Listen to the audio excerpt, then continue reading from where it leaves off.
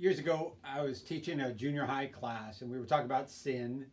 And one day, one of the girls comes in and says, "My dad thinks it's stupid that you're talking about sin as much as you are."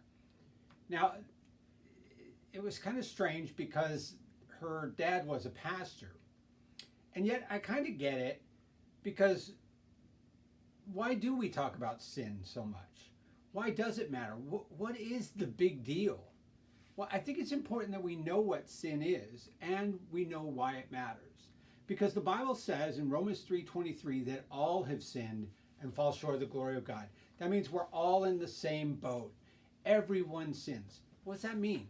Well, the Bible describes sin as missing the target, as walking off the path, as rebelling against the rule and the ruler.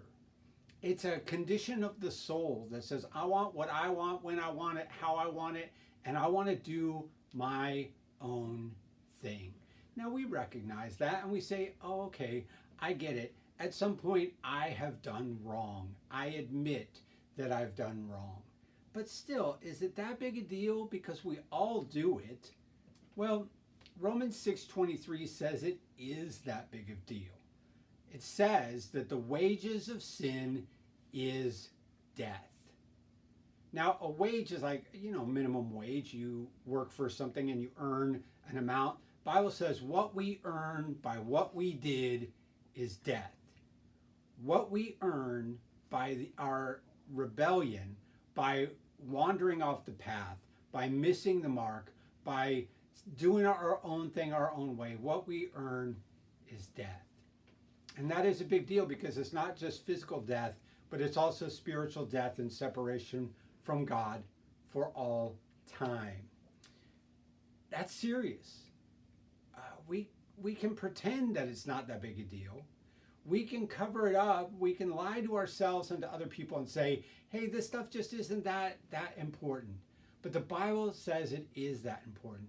As a matter of fact, it was so important that Jesus died on the cross for all sin to take care of all punishment for sin because it was that big a deal. So if we say sin isn't a big deal, if we underplay it, if we pretend that it's not what the Bible says it is, then we've missed the message and we're not even ready to hear the true message of the gospel, which is that only Jesus can take care of it all.